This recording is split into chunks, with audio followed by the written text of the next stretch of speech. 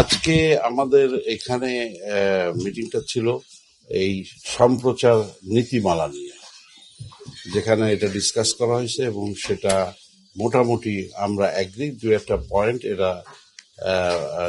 Point ছাড়া আশা করি সম্প্রচার নীতিমালা আগামী 1-2 সপ্তাহের মধ্যে যাতে এটা করা যায় সেই বিষয়ে আলোচনা হয়েছে এবং সিদ্ধান্ত গৃহীত হয়েছে। এই ছিল আজকে এইখানে।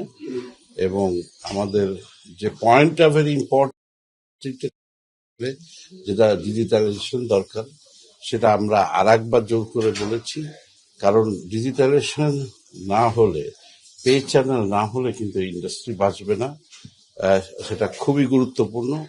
সে বিষয়ে আমরা আজকে আবারও তাগিদ দিয়েছি যাতে খুব শীঘ্রই এটা নিয়ে বসবে এবং কাজ করবে। না, যে লাইসেন্স, এইসব বিষয় নিয়ে কথা হয়নি। যে লাইসেন্স গুলো দেওয়া হয়েছে, আমার মনে হয় এটা একটা টাইম ফ্রেম আছে, এতদিনের মধ্যে আসতে হবে বা সামথিং। এখন যারা আসছে না বা লাইসেন্স দিয়ে বসে আছে, এই বিষয়ে কোনো কথা হয়নি। না, নীতিমালায় তো ডিজিটাইজেশনের কথা আলোচনা হয়নি, এটা একটা আলাদা সাবজেক্ট। তো সেটা নিয়ে যেটা এই ইন্ডাস্ট্রির জন্য দরকার, সেটাই আমরা বলেছি। এর অতীতেও বলা হয়েছে, এ নিয়ে ডিসকাশন করা হয়েছে। কিন্তু যে কথা জিজ্ঞাসা করলেন যে এতগুলো টেলিভিশন চ্যানেল, প্রত্যেকটা টেলিভিশন চ্যানেল কিন্তু তারা কিন্তু খুবই অসুবিধার মধ্যে আছে। কারণ কি, আপনার এই মার্কেট সাইজ এবং অ্যাডভার্টাইজমেন্ট যা আছে, তাতে দিয়ে এতগুলো টেলিভিশন, এই কারণে আমাদের পে চ্যানেল করতে হবে। সেটা নিয়ে মানে কথা বলেছি আমরা এবং এটা নিয়ে ডিসকাশন হবে।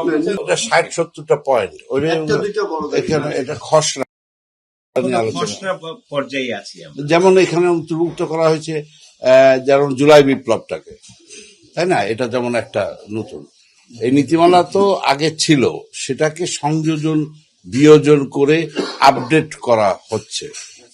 কেবল টিভি ইন্ডাস্ট্রি বর্তমান যে প্রেক্ষাপট, সেটা সচিব মহোদয়ের সামনে তুলে ধরেছি এবং আমরা ডিজিটাইজেশন বাস্তবায়নের জন্য যেন অনতিবিলম্বে এই ডিজিটাইজেশনটা বাস্তবায়ন হয় আলোচনা করেছি। উনি আমাদের সাথে একমত হয়েছেন এবং আমরা আশা করি দ্রুততম সময়ের মধ্যে ডিজিটাইজেশন বাস্তবায়নের মাধ্যমে আমাদের টেলিভিশন সেক্টর, কেবল অপারেটর এবং আমরা যারা স্টেক হোল্ডার আছে, আমরা সবাই একটা সাস্টেনেবল জায়গার মধ্যে যাব।